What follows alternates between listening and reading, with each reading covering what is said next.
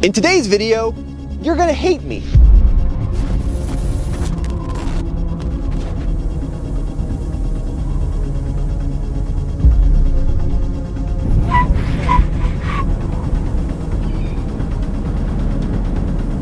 You see, last time we brought our Cybertruck to Moab, it performed rather poorly. Well, we are back in Moab, upping the ante with some much harder terrain. So we're gonna run this Cybertruck through the legendary Hell's Revenge Trail, see what it's like out in the rocks, see how the locking differentials work, and then we're gonna head to some higher speed running and see how the suspension and throttle calibration works when the speeds get a little bit higher.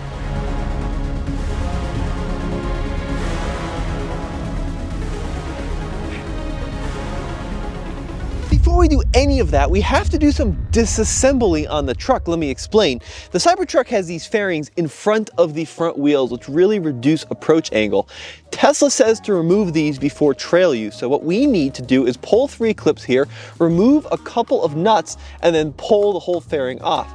Is it a little bit of a faff? Yes, a little bit. Is it perhaps out of the norm for a pickup? Not really. A lot of trucks have that lower hanging front valence. However, if they claim this to be the ultimate truck, compared to like a Raptor or a TRX or even like a Jeep Gladiator, you certainly wouldn't have to do any disassembly before you hit the trail. If there's any wonder on whether or not we're in Jeep territory, just take a little look around and your question should be answered.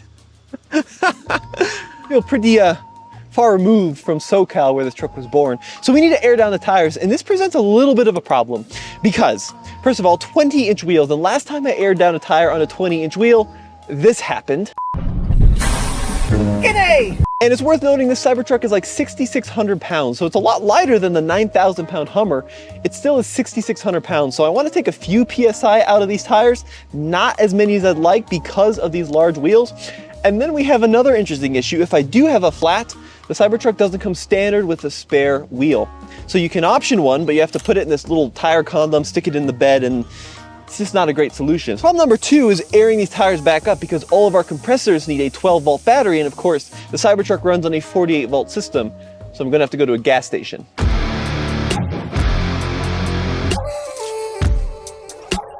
See, regardless of how this Cybertruck performs off-road, I'm gonna make at least somebody mad. Because the fanboys are gonna call me a hater if it doesn't do very well, and the haters are gonna call me a fanboy if it does pretty well. So I'm kind of in a tricky spot here. We have the new off-road update, which gets us, allegedly, locking differentials front and rear, new off-road modes, as well as a trail terrain mode, which is kind of like off-road cruise control. And we're gonna try all that out. Now, what I'm noticing right off the bat is that the accelerator programming feels a lot more progressive, a lot more linear. Gentle accelerator inputs are yielding much smoother results now, which is awesome. That's a good improvement. I'm also liking this new screen. So not only does it show you battery temp, motor temp, that kind of thing, it also shows you ground clearance, and it shows you your locking differential status along with your pitch and roll, along with your camera, so you can quickly access those cameras to know what you're getting into. So that is quite the improvement. Pretty impressed so far, but we haven't really tackled anything yet where we need those locking diffs, although that's probably about to change here very shortly.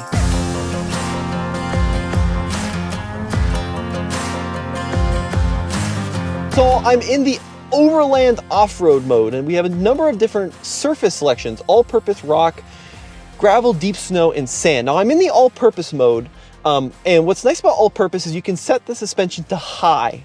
And when the suspension is in high, it's like 12 inches of ground clearance, which is pretty nuts. But it means that the suspension retains some ride quality. You're not topping out those air struts. If I go into the rock mode, well, that's going to automatically set me into very high.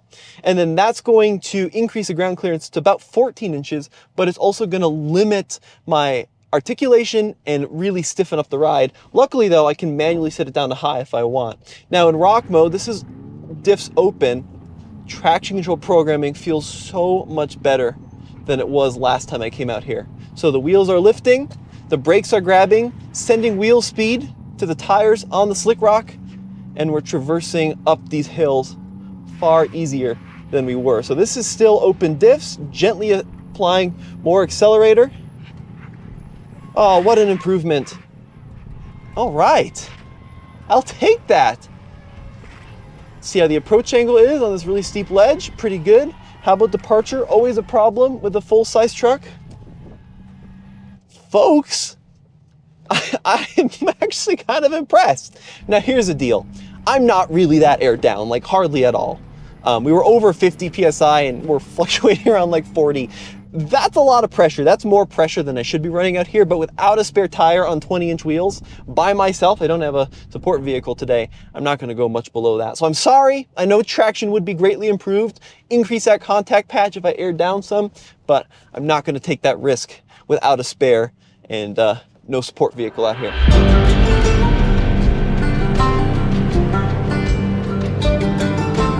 All right, so now we got a nice little hill climb here. This will be a good chance to try out our locking differentials. We're in very high mode. Let me go to the rock setting on the surface because that's very much what we're on right now. See if we have the approach angle for this. Taking it nice and slow. Will it let me 2-foot it? Not really. Oh! I think we ran out of approach angle. Yeah. All right. Well, we'll have to get a little creative here then. A little bit of damage, Tommy. What did I do? Oh, gee.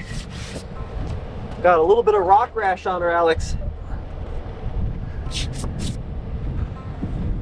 Well, we're using it. I do apologize to my dad, though. So, clearly, even with 35s in very high mode, we didn't quite have the clearance. I'm going to try sticking more to the right, Alex, and we're going to see if we can get up that way. If not, we'll tackle some of these other potential options. You got a terrible spotter with you today, apparently. I know. More of a videographer than a spotter. It's like we pay you to be a videographer, not a spotter. How are we looking over here, Alex? That looks better so far. Creep up slow. Yeah, you're good. All right, so we're gonna try to climb this here. Stay out of the bush. Easier said than done. Make sure our lockers are on. Ooh, that was not good throttle control. Just went tipping down the hill. It's kind of tricky without a torque converter. Oh God, now we're dragging the tail. Hold on, Tommy. What now, Alex? Well, we're just gonna try and save this GoPro before it's dead? Yeah. Okay, we're gonna have to come up with a better solution here. I'm gonna go into the extract ride height. Now is the time for extract mode. Oh, look at that. Now this is basically all the way topped out on the suspension, so it's very, very firm. You really only want this to get out of a tough situation, like I would argue we were in. But time to take a less aggressive line on this now. The departure angle is really the Achilles heel I'm finding so far with the Cybertruck. All right, still in extract mode. Look at those lockers work though. Those lockers are on. That is a true locking diff, if I've ever seen one. Oh yes, come on Tesla, that's that massive weight kind of holding us back a little bit. But it didn't matter, we were able to get up that rather challenging ledge, and now we're immediately going to take it out of extract mode because this is just unusable. We're going to go back to high. I am happy to report those diff locks work. You know, they did their job. They locked up both front and rear axle like a gasoline diff lock. The only challenge was, you know, compared to a traditional automatic, having that torque converter to kind of 2-foot. It's not quite that sophisticated in the Tesla. It's got to manage brake control along with accelerator control, but we did it. You know, it was a little jerky in parts, mostly down to my fault. I'm still trying to figure out how to drive it, but it's a big improvement over to how it used to be. I'm very impressed so far.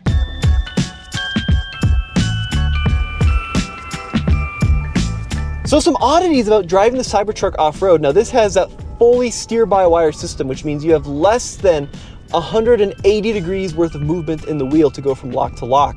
It works really well off-road, and that rear steer is super helpful, but you can also disable it in off-road mode. So some obstacles, some events, you maybe don't want that rear end to swing wide.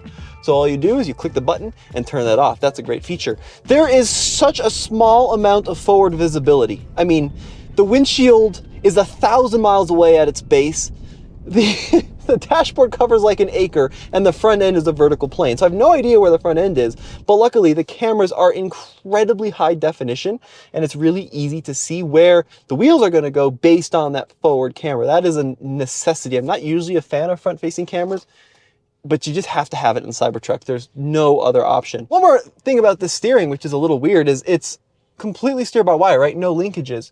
So you get zero feedback as to what's happening off-road through the wheels, which is kind of a problem in a road car. You want to have that steering feel, but in the Cybertruck, it's great knowing that if I hit a rock, it's not going to come bouncing back and break my hand like, well, I've driven some like really old Broncos and Jeeps off-road without power steering, where that's a potential. So that's a pretty cool experience in the Cybertruck.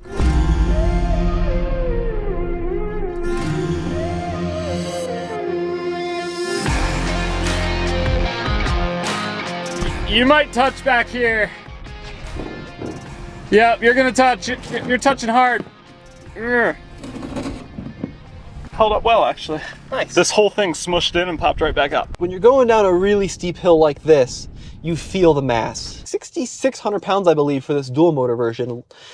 It's a heavy truck, right? Now, it's not 9,000 pounds like the Hummer, which is a huge improvement. It's amazing, actually, that you can get a real-world 300 miles of range in this truck with 124 kilowatt hours, whereas the Hummer needs over 200 kilowatt hours. Granted, it goes a little further, but, I mean, it's basically a weight difference of like a Mazda Miata between the Cybertruck and the Hummer EV. Articulation in this vehicle still feels a little too limited for my liking. You get a lot of head toss in the Cybertruck as you get kind of this lateral movement side by side. It's like, oh, suspension will not allow to bounce at all. It's not getting any jiggle. This is a quality high performance item, and that's good on the road, but off the road it feels just too firm and you get a lot of this action. So I think there could be some work in that. The ground clearance is insane. I mean, in extract mode, 14, 15, 16 inches of ground clearance. I mean, that's just nuts, right? These 35-inch tall tires, they look off-roady based on this unique sidewall they have. They're not that aggressive. You know, if you're really looking at doing some serious off-roading in your Cybertruck, I may recommend upgrading to like a more aggressive, you know, tread block. These are still a little too road-oriented for some stuff. But, I mean, I'm amazed by what they're able to accomplish with a simple software update. I'm disappointed it doesn't come to the truck from the factory. I'm still frustrated at that. But we have it now, and it's like transformed the truck.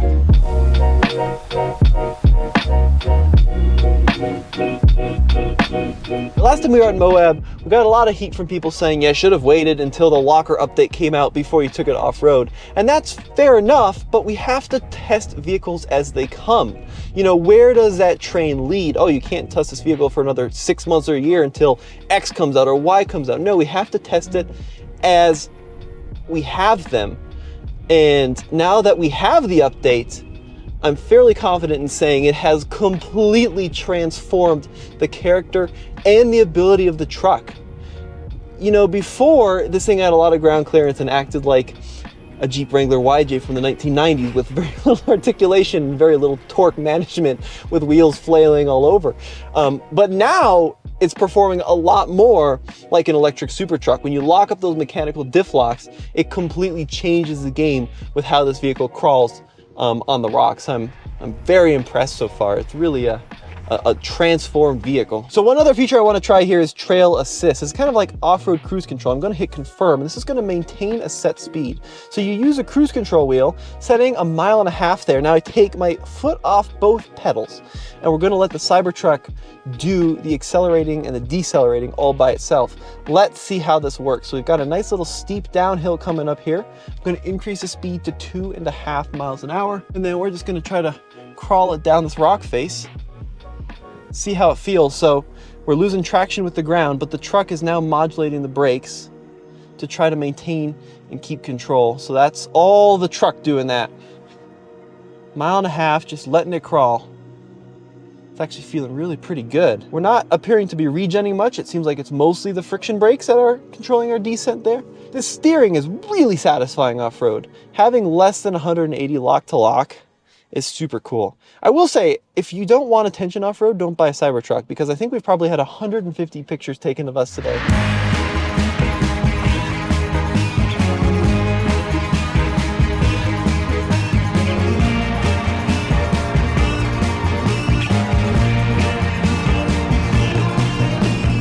So folks, overall, this new locker update has completely transformed the character of the vehicle off-road, at least in a rock crawling situation.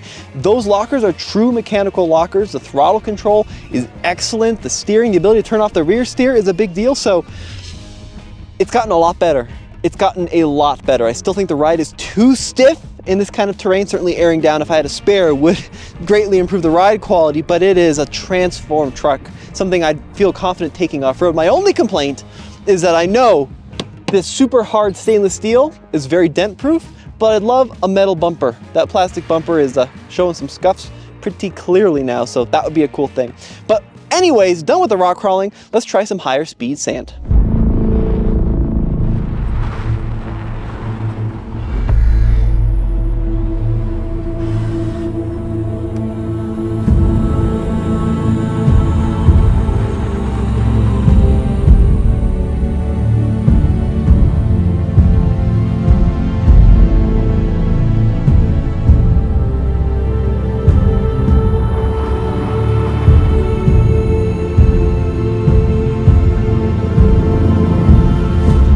Some sand. So I've gone into the overland off-road mode and selected sand, and then we can also try the Baja setting, but let's see what this vehicle is like when speeds get a little quicker. Well, I'll tell you what, first things first, this vehicle sounds like an oversized RC car. That is a wild sound. You just hear kind of this gentle whir from the motors. Really soft sand here. This is a ton of fun.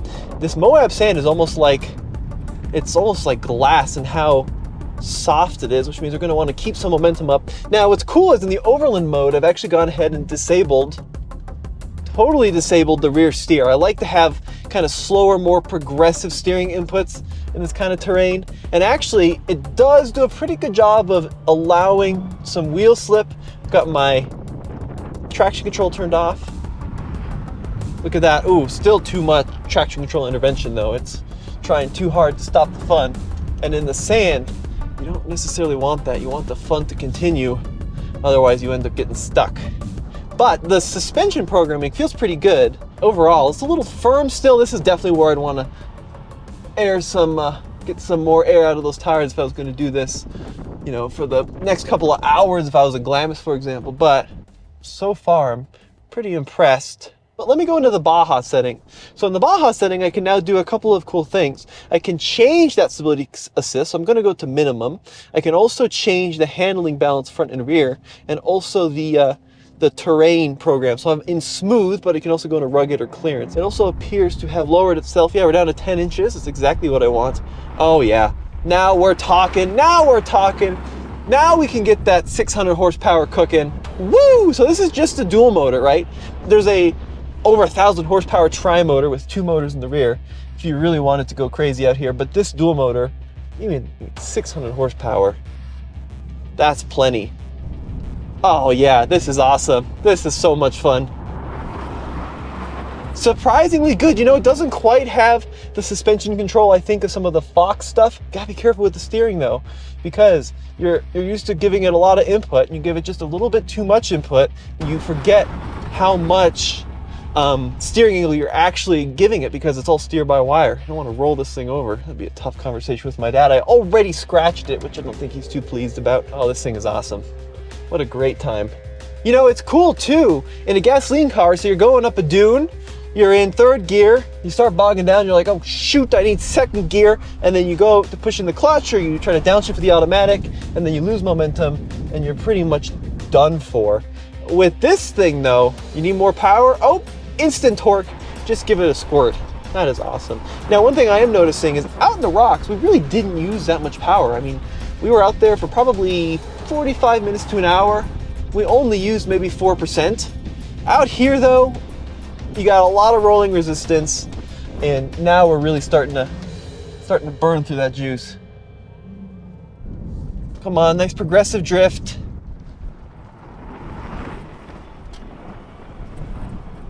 That's awesome. Wow, what a great time. What an awesome time. I'm pretty impressed with how this thing's doing. It's really, really good. Well, so I removed the front little trim bits, but we have 2 more back here which are starting to come off too from the rear portion. So I'm going to pull the other one off before it gets pulled off like this one did. All right, so overall, folks, the Cybertruck wasn't great the first time I brought it out to Moab. Wasn't impressed with the accelerator control. Really wasn't impressed with the traction control programming. It was a little bit of a mess. I mean, it's amazing what they were able to give us via over-the-air updates with the locking diffs, obviously, but also some of the changes to calibration and drive modes. Now this truck is much, much more capable. In the dunes, is it a Raptor? No, the suspension still doesn't feel quite as sorted as a Raptor. Oh, look at that. Look at that. Come on, Cybertruck. Oh, this thing is just awesome in the sand. It's really, really good. This is where it shines. Well, what a fantastic day out in the sand in the Tesla Cybertruck. Look, the damage report, we got a scuff in the front and we ended up snapping off one of the little rear fairings, but not a ton of problems with how this vehicle performed. Very impressive out in the rocks and equally as fun out in the sand. So a super great day. And I gotta say, I'm pretty impressed with what Tesla's done. It's actually pretty cool now. Let me know what you guys think in the comment section below. As always, I've been Tommy, behind the camera Alex. We'll see you in another video.